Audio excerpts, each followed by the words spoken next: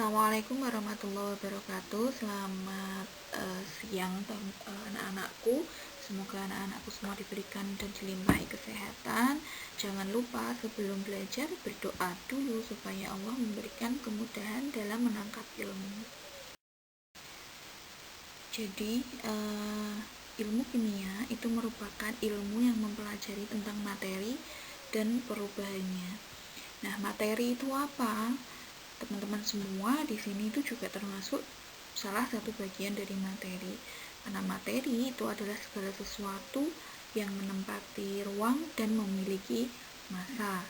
Jadi, meskipun tidak nampak, tetapi yang menempati ruang dan memiliki massa, dia adalah materi. Sehingga kajian kimia itu sangat luas, meliputi dari yang fisika maupun meliputi dari yang biologi. Nah, contohnya apa materi itu? Ya semua yang ada di alam semesta ini yang punya ruang dan memiliki massa, yang menempati ruang dan memiliki massa. Menempati ruang maksudnya apa ya? Punya volume. Air, amonium, sukrosa, gula, kayu, meja yang teman-teman pakai untuk belajar, laptop yang saat ini mungkin teman-teman pakai, handphone, semuanya, urin, terus kemudian belek, dan lain sebagainya. Itu semuanya adalah materi yang merupakan bagian kajian dari kimia. Nah, ini tadi ya contohnya. Jadi di sekitar kita itu semua adalah bahan kimia. Jadi kalau ada orang bilang takut bahan kimia, itu sebenarnya berarti orang tersebut tidak memahami kimia dengan baik, karena apa yang dia makan itu juga bahan kimia, apa yang dia minum juga bahan kimia, bahkan setiap hari tidak mungkin tidak bergulat dengan bahan kimia. Cuman yang ada di mindset kepala setiap orang itu bahan kimia itu adalah bahan kimia yang berbahaya. Nah, itu mindset yang perlu kita luruskan. Nanti kelak kalian juga akan menjadi seorang guru yang juga harus bisa menanamkan kepada siswa-siswa kalian. Lalu bagaimana hubungan antara unsur, senyawa, dan campuran? Hubungannya baik-baik saja ya guys. Enggak, bercanda. Jadi di bawah ini itu adalah salah satu peta konsep yang saya ambilkan dari bukunya Brady. Teman-teman juga kemarin sudah mendapatkan beberapa literatur. Nah, ini matter itu adalah materi terbagi menjadi dua. Yang sebelah kiri itu pure substances atau zat tunggal, kemudian yang satunya lagi itu mixtures atau campuran. Jadi materi di dunia ini itu dibagi menjadi dua. Tadi materi adalah segala sesuatu yang menempati ruang dan memiliki massa, itu dibagi dua, dibedakan menjadi dua jenis. Yang pertama adalah pure substances atau zat tunggal, yang satunya lagi adalah mixtures atau campuran. Nah, bedanya apa pure substances sama mixtures? Kalau pure substances itu zatnya satu, tunggal, artinya itu di seluruh bagiannya dia itu sama begitu. Tapi nanti tolong dibedakan dengan campuran homogen ya.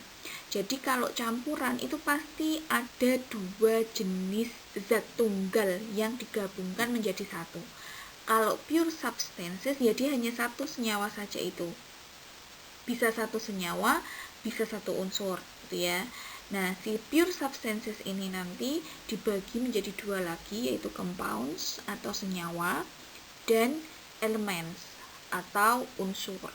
Nah, bedanya antara compounds atau senyawa dengan unsur itu apa? Kalau compounds, bahasa sederhananya, compounds itu kalau dia disusun atas dua unsur yang berbeda. Contoh misalnya NaCl, dia masuk sebagai senyawa, dia zat tunggal karena di semua bagiannya dia itu sama. Beda dengan elements. Kalau elements dia hanya satu unsur aja. Bahasa sederhananya, elements itu adalah yang ada di SPU kalian. Di sistem periodik unsur itu adalah elements. Ada mulai Li, NaK kemarin ya, lina kawin robe CS frustasi, bebek mangan cacing seret banget rasane, itu adalah elements atau unsur. Lah ketika si unsur dengan unsur ini bergabung dan dari unsur satu yang berbeda jenis dengan unsur yang satunya bergabung melalui ikatan kimia membentuk suatu zat yang baru, itu disebut sebagai senyawa. Lalu bagaimana dengan mixtures? Nah, kalau mixtures dibedakan sama yang tadi ya, senyawa ini yang sering bolak-balik nih miskonsepsi di sini nih. Jadi mixtures itu dia itu campuran dari dua zat tunggal. Bisa campuran antara senyawa dengan senyawa, bisa juga campuran antara berbagai macam unsur. Nah, si campuran ini itu dibedakan jadi dua. Ada yang homogeneous mixtures atau campuran homogen, ada yang campuran heterogen. Lalu bedanya misalnya yang sering miskonsepsi adalah campuran homogen dengan senyawa nih, yang seringkali teman-teman masih bingungkan dan terjadi miskonsepsi ini di sini. Contoh misalnya, saya punya air. Itu masuk campuran apa senyawa? Air doang. Silahkan teman-teman pause, jawab jawabannya apa. Yep, betul sekali. Jadi tergantung jawabannya. Kalau airnya itu H2O murni tanpa adanya ion yang lain, dia masuk sebagai pure substances, yaitu compounds. Pure substances yaitu compound zat tunggal yang merupakan senyawa. Kenapa kok dikatakan senyawa? Lah kan tadi dia dibentuk dari ada dua jenis unsur yang berbeda yang bergabung menjadi satu perikatan kimia, yaitu antara H dengan O dengan H lagi gitu kan ya. Itu senyawa. Gitu ya. Kalau senyawa itu komposisinya mau di Amerika, mau di Indonesia, mau di Papua bagian dari Indonesia ya, mau di mana lah di seluruh dunia, di Mars. Kalau yang namanya senyawa ya dia sifatnya sama. Nah, pertanyaannya terus kemudian kalau aqua, terus kemudian le mineral, terus kemudian air sumur kalian itu campuran apa senyawa?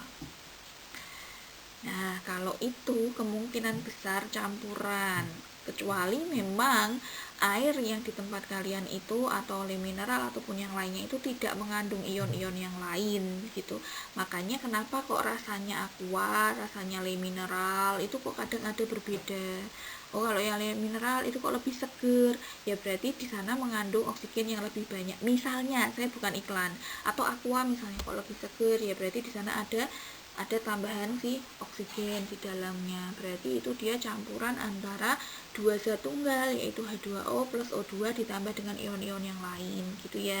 Sudah bisa membedakan ya sekarang ya. Jadi kalau mixtures atau campuran, kalau yang entah itu homogen entah itu heterogen, itu pasti ada penggabungan dari dua zat tunggal yang berbeda gitu ya. Oke. Nih penjelasan lebih detailnya. Campuran atau mixtures itu adalah penggabungan dua atau lebih zat tunggal atau pure substances tadi, yang kemudian pure substances itu bisa senyawa, bisa unsur. Dimana dalam penggabungan ini zat-zat tersebut itu masih mempertahankan identitas masing-masing. Contoh misalnya larutan garam, dia campuran apa senyawa, dia campuran apa pure substances. Good, dia adalah campuran. Kenapa? Karena masih mempertahankan sifat aslinya. Air masih ada sifat aslinya kan di larutan garam. Kemudian garamnya, rasa asin dari garam itu masih mempertahankan sifat aslinya, bukan? Ya kan? Masih terasa asinnya kan, berarti dia masih mempertahankan sifat aslinya. Maka dari itu dia disebut sebagai campuran si larutan garam itu, bukan sebagai zat tunggal, atau tidak dikatakan dia senyawa gitu.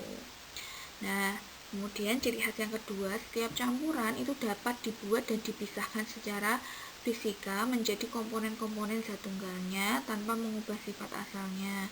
Contoh misalnya tadi saya pakai konteksnya adalah larutan garam. Teman-teman bisa nggak misahin larutan garam? Bisa. Bukan dia homogen, iya, tapi bisa diuapkan kan. Jadi teman-teman kalau masak sayur di rumah, terus kemudian teman-teman panaskan lagi, dipanaskan, tapi di atasnya tuh ditutup. Di atas tutupnya itu akan ada apa? Akan ada air kan, uap air. Rasanya airnya masih sama kan. Kalau itu airnya kita perangkap kemudian kita pisahkan, bisa tuh. nanti lama-lama jadi kerak, di bawahnya jadi keraknya garam, kemudian yang di atasnya sudah terpisahkan dengan air. Jadi kita kalau campuran itu bisa dipisahkan menjadi komponen-komponen zat tunggalnya tanpa mengubah sifat aslinya gitu. Contoh lagi, tadi yang saya ceritakan tentang sayur yang diuapkan itu adalah prinsip sebenarnya dari destilasi gitu ya. Jadi bisa dengan cara diuapkan. Terus contoh lagi yang lain adalah larutan alkohol yang misalnya teman-teman punya untuk sebagai antiseptik gitu, 70% misalnya. Itu termasuk campuran atau termasuk zat tunggal. Kalau dia sudah ada bunyinya 70%, berarti ada campuran airnya, kemungkinan adalah 30%. Lah gimana caranya memisahkan? Ya dengan destilasi. Jadi destilasi itu kan pemisahan berdasarkan titik didihnya. Yang diuapkan dulu nanti alkoholnya, kemudian kita tampung. Biasanya pada suhu sekitar 70-80 derajat, alkoholnya yang keluar dulu. Nanti di 100 derajat Celcius baru airnya keluar. Tetesan yang keluar di 100 derajat Celcius berarti itu si air. Tentunya dengan tekanan udaranya harus dijaga ya 1 atmosfer. Nah, itu berarti kan secara tidak langsung sudah memisahkan komponen, memisahkan menjadi si campuran alkohol itu tadi, alkohol 70% tadi sudah dipisahkan menjadi bentuk penyusunnya, yaitu zat tunggalnya masing-masing gitu kan ya. Jadi alkoholnya sudah dipisahkan sendiri lewat destilasi, kemudian airnya juga sudah didapatkan sendiri tanpa mengubah sifat dari si zat tunggalnya, yaitu si airnya sifatnya juga masih tetap air, si alkoholnya juga masih tetap sifatnya seperti alkohol gitu. Nah, kalau disederhanakan, dirangkum begitu ya, bahwa campuran itu punya ciri-ciri sebagai berikut. Yang pertama, dia pasti terdiri atas 2 zat tunggal atau lebih, bisa 2, bisa 3, bisa banyak sekali campuran di dalamnya begitu ya, seperti air susu ibu, itu dia zat tunggal apa campuran? Tentunya campuran, banyak sekali mineral yang terkandung di dalamnya, banyak sekali antioksidan di dalamnya, banyak sekali zat antibodi di dalamnya. Itu jelas campuran, ada protein, ada lemak, dan macam-macam di dalamnya. Komposisinya tidak tetap. Maksudnya komposisi tidak tetap itu, contoh tadi misalnya sederhana aja, larutan garam, itu kan komposisinya tidak tetap. Saya yang bikin larutan garam itu saya, dengan yang bikin larutan garam itu orang lain, itu tentu rasa asinnya bisa jadi berbeda. Contoh lagi misalnya cuka ya, cuka kalau yang merek Dixi itu berapa persen, yang merek yang lain bisa jadi berapa persen. Artinya komposisi penyusunnya itu tidak selalu sama, di semua daerah tuh nggak bisa sama. Beda kasus dengan zat tunggal. Kalau zat tunggal itu komposisinya pasti sama. Air, kalau air murni mau yang ngambil saya, mau yang ngambil orang lain tetap sama komposisinya. Beda kasus kalau yang tadi larutan garam. Bikin kuah sayur itu kan larutan garam. Kadang ada yang dicampur sama bumbu-bumbu yang lain gitu ya.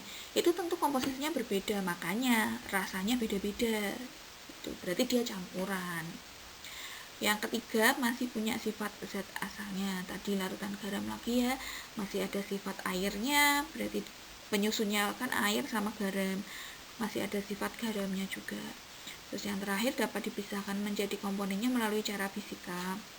Tadi misalnya seperti penyaringan, kemudian destilasi, terus kemudian kromatografi, seperti itu. Nah, tadi campuran itu dibedakan menjadi 2. Coba diingat-ingat lagi. Yaitu ada campuran homogen, ada campuran heterogen.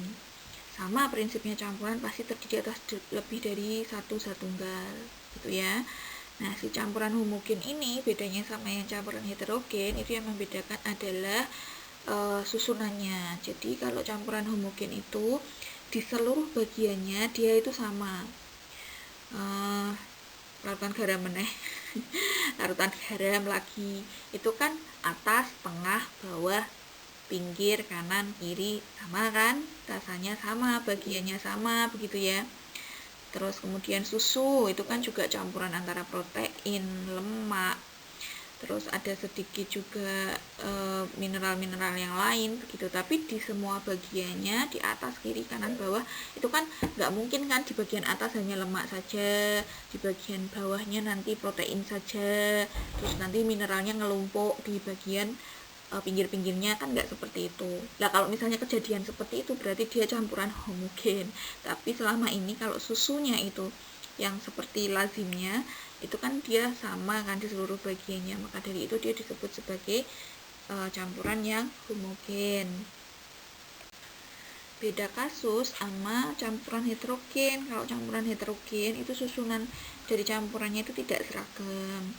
Artinya misalnya kopi yang tidak larut, kopinya mbah-mbah zaman dulu, kopinya saya juga zaman sekarang itu kan masih suka minum kopi yang ada ampasnya. Itu di tiap bagiannya berbeda. Kalau di bawah itu dia cenderung masih ada suspensinya, ada ampas dari kopinya, bagian atas cenderung larutannya.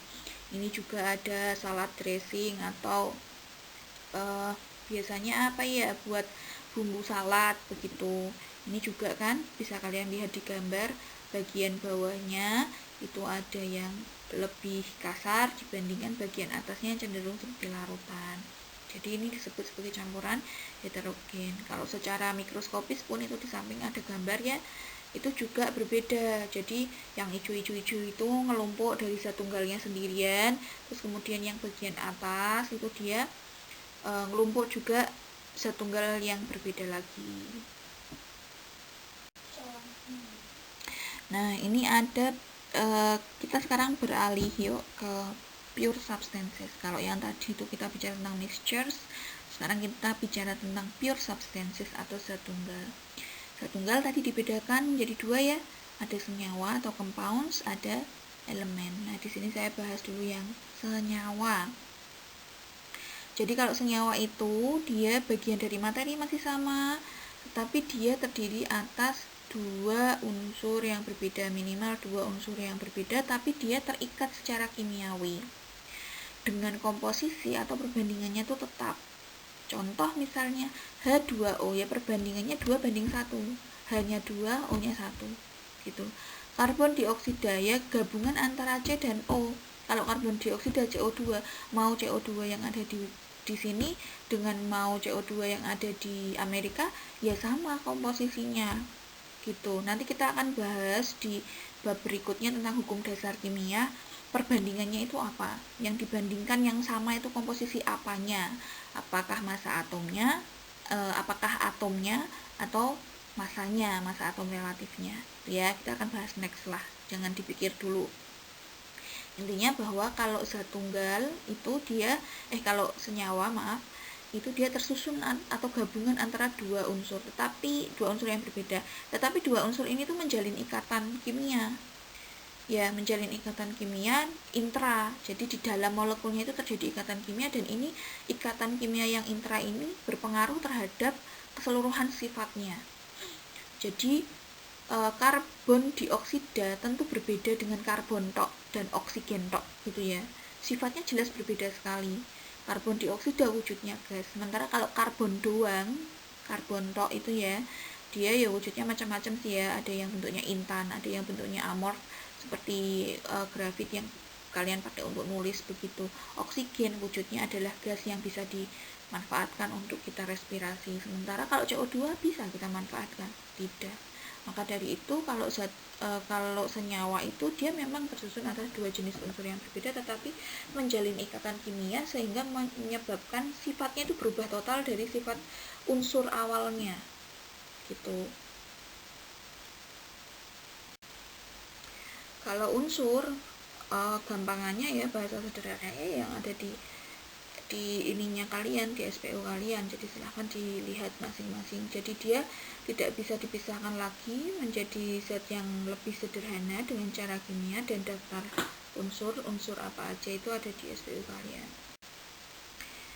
Nah silahkan teman-teman pause di bagian sini, perhatikan bagian simbolik yang ondol-ondol ini ya. Kalau yang elemen atau unsur itu dia yang sendirian begitu ya ibaratnya.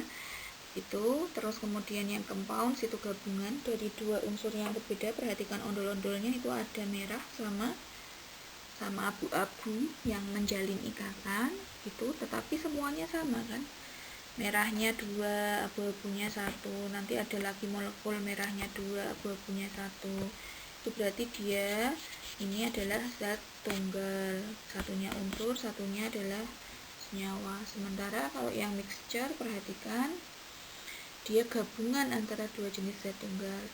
Kalau yang homogeneous mixture itu yang dicontohkan di situ ya, di bagian apa itu bola-bola warna oranye sama ada 2 buah bola warna hijau, berarti itu gabung, si campuran homogennya itu terdiri atas zat tunggal yang pertama yang oranye itu adalah unsur, dan juga ketambahan sama zat tunggal yang satunya lagi itu adalah molekul unsur juga, bukan senyawa, karena hijau-hijau sama hijau-hijau bergabung jadi satu itu kan tetap molekul unsur. Sementara kalau heterogeneous mixture atau campuran heterogen itu ciri-cirinya yang paling gampang itu kalau zat tunggalnya itu ngelompok di dua sisi yang berbeda. Kalau misalnya ini yang pojok kiri ya, yang saya lingkari, saya kasih centang itu ya, itu kalau misalnya dia itu gabung antara yang hijau ini menggabung dengan yang merah dan putih ini, di semua bagiannya kok gabungnya sama, berarti dia masuknya homogen, campuran homogen. Tapi berhubung di sini yang bagian hijau putih itu berkumpul di bawah, terus kemudian yang merah putih ini berkumpul di atas semua sendiri-sendiri gitu ya, dia masuk sebagai campuran heterogen.